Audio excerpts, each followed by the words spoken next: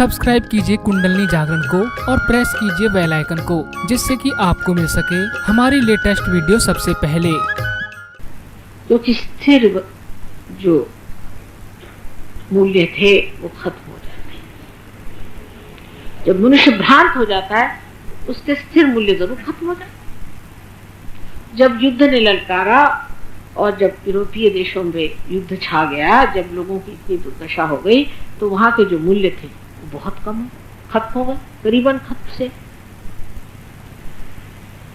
क्योंकि जब सभी चीज डगमग डोलने लग गई तब लोगों को समझ ही नहीं आया कि अब किस चीज को पकड़े। इस चीज को पकड़े तो ये डगडगा रही, उस चीज को पकड़े तो वो डगडगा रही।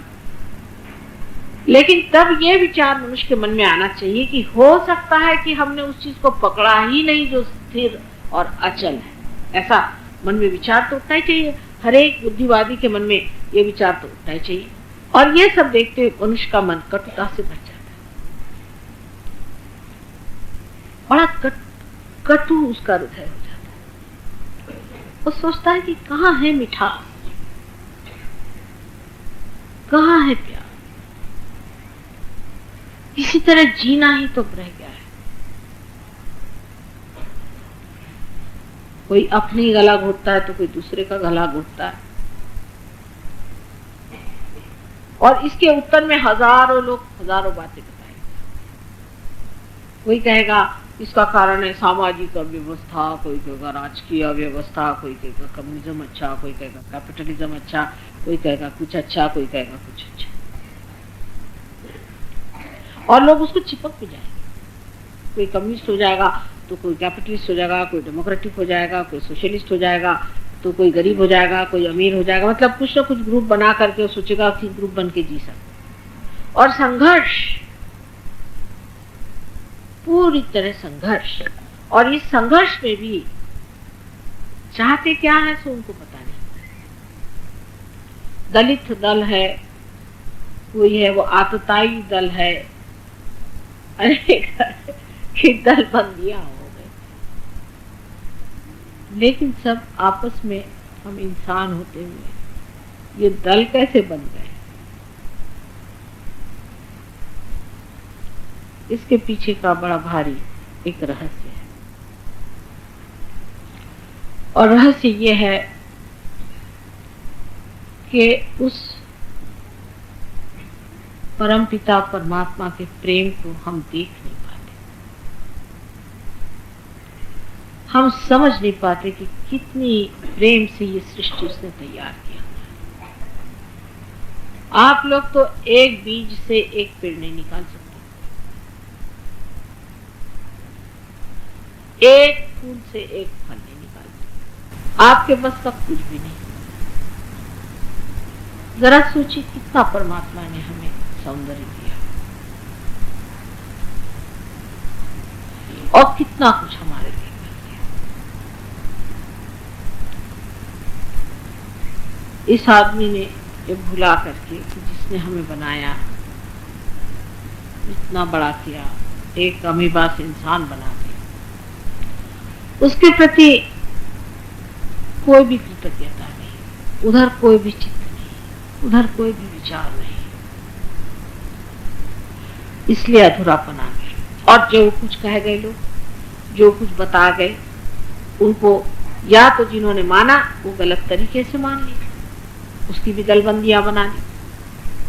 और कुछ लोगों ने कहा कि ये तो सब ऐसी बातें, इसमें कोई याद नहीं, सब झूठ।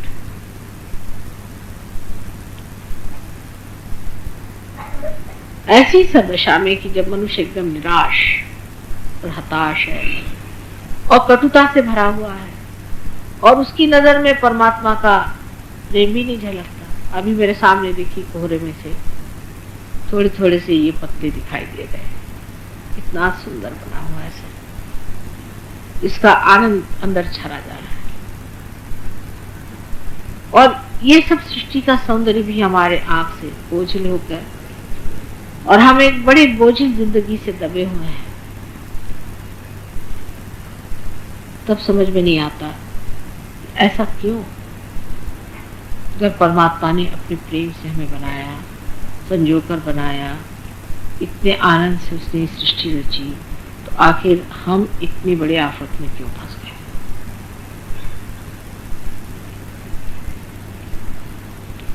इसका कारण ये कि हमने खुद ही अपनी गर्दन कटा ली।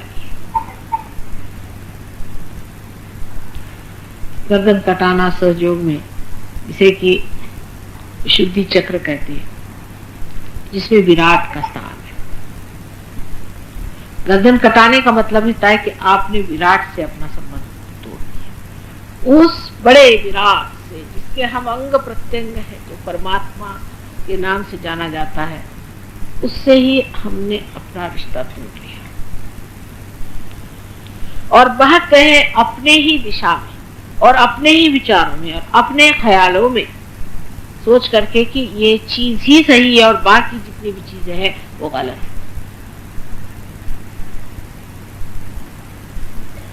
इस मोड़ पर ही आज सहयोग एक महायोग के रूप में आपके सामने आया।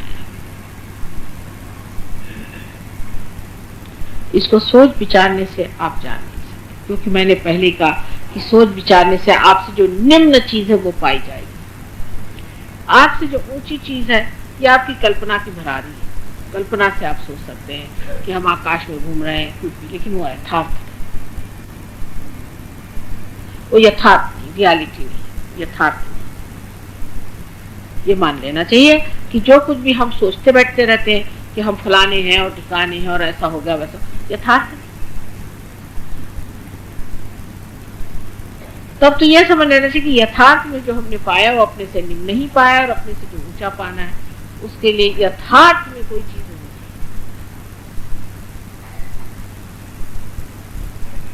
और यथार्थ में क्या होना चाहिए इसका भी विचार उस बनाने वाले ने कर दिया।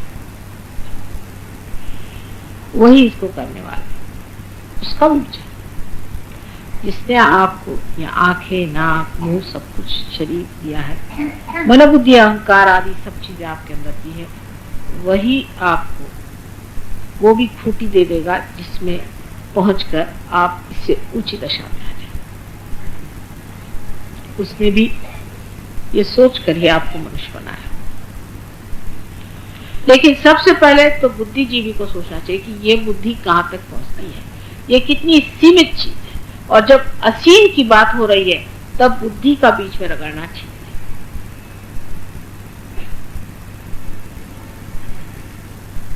इस असीम को जानने के बाद, पहचानने के बाद, जैसे नानक साहब ने कहा, चीनने के बाद, तब आप ये समझ सकते हैं कि आप क्या हैं, आप क्यों इस संसार में आए, और ये जो सर्वव्यापी परमात्मा की जीवंत शक्ति है ये कौन से कार्य को करती है और कैसे करती है।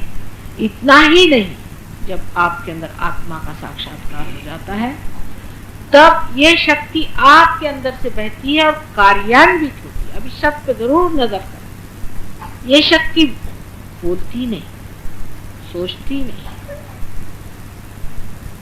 कार्य करती है, कार्यान्वित।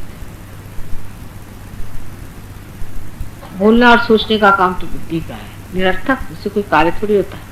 जैसे मोटर में बैठे आप और सोचने लग जाइए, क्या मोटर चलेगी? आप कुछ करना होता है। लेकिन ये शक्ति ऐसी है कि जब आपके अंदर से बहने लगती है तो कार्यान्वित होती है, कार्य करती है। जैसे प्रकाश है, कार्यान्वित है। जब उसमें से प्रकाश आ रहा है, प्रकाश दिख रहा है, कार्य कर रहा है, ऑटोमेटिक, न कुछ करते हुए भी प्रकाश प्रकाश दे रहा है। उसी प्रकार ऐसा इंसान कुछ न करते हुए भी प्रकाश दे सकता है और कार्यान्वित।